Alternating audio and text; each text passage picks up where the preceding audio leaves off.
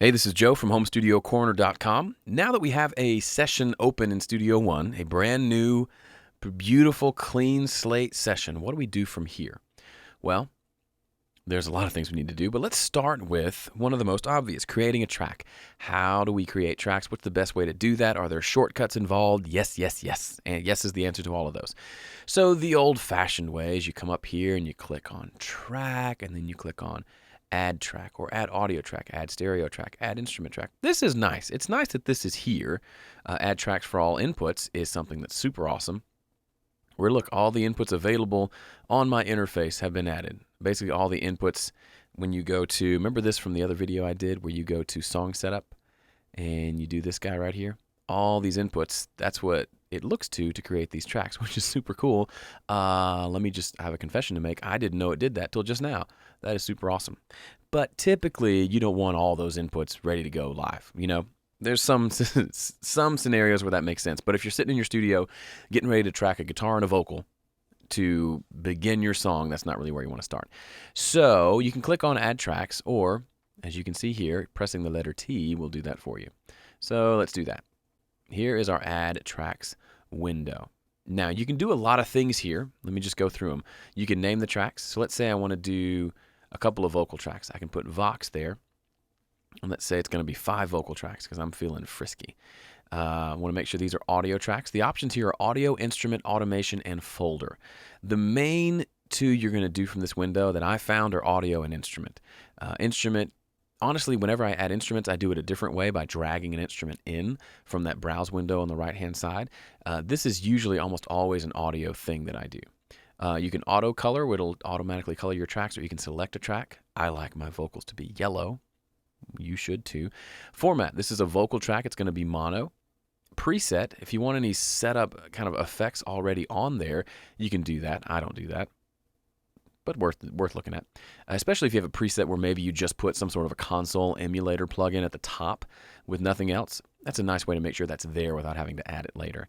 Input, I can do this. I can find the input where my microphone is plugged into, which in this instance is input 3, and yeah, this is a neat box right here. Now, you may remember a little bit of something like this from Pro Tools. There was a shortcut to, if you had, say, 12 tracks, you could set their inputs ascending. So if you set the first track to input 1 and you had them all selected with a certain crazy number of holding a bunch of buttons down, it would number each input 1 through 12 on each track.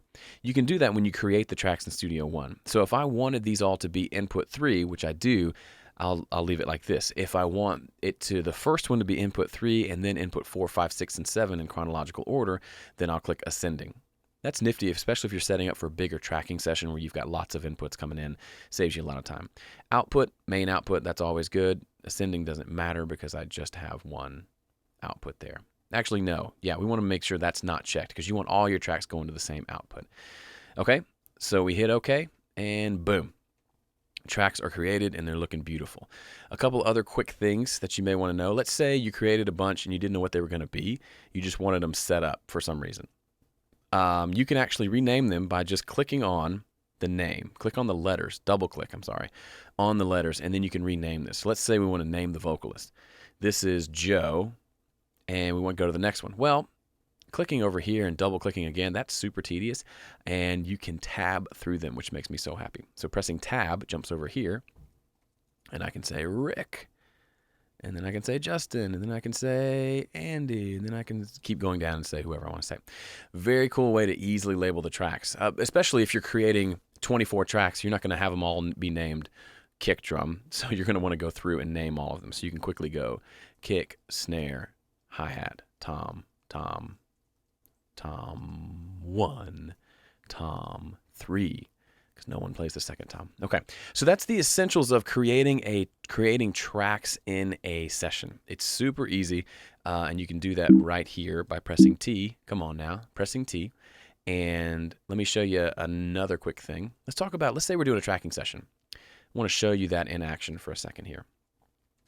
And let's say I want to add in, maybe I want to add in 5 mono tracks that are going to be mostly drums. I could just say drum, excuse me, and they're starting with input 1, but I want them to be ascending, and I want them to be blue. and they're all mono. Boom.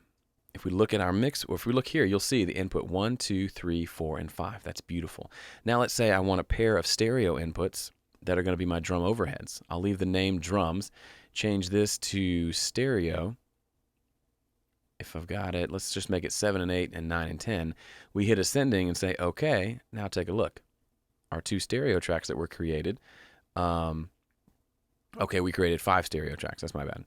But you'll see input 7 and 8, 9 and 10, 11 and 12, and that's 13 and 14 for me, and so on and so forth. A quick way to know that it's mono or stereo from this view right here. This is a mono track. This is a stereo track. And you can actually change them by just clicking on it. Now it's mono, now it's stereo, mono, stereo, mono, stereo. From the mix window, it's the same deal. This isn't the view I like. It is, actually you can't do it from here, I'm sorry. You have to do it from the arrange window or the edit window. So there you go. That's how you change it from mono to stereo. So if you just want to create a bunch of tracks and then change what kind of track it is, you don't have to go back and recreate things. You can do it pretty easily. And finally, what if you create tracks you don't need? Select them all, or select the ones you don't need, and then hit Shift-T and they're gone. Careful. Can't really be, you can delete things very easily and quickly. You don't want to do that.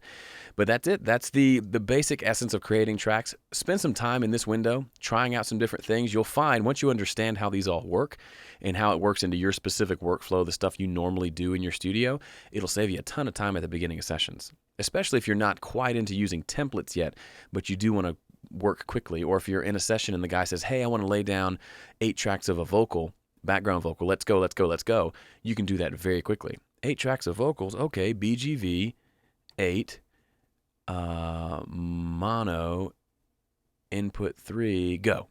There they are. Let's, boom, record, okay? It can be that fast. So again, the point here is of all these videos really is I want to show you all the kind of ins and outs and nuts and bolts of using this stuff so you can back to making music, right? That's what it's all about. Thanks for watching. See you in the next video.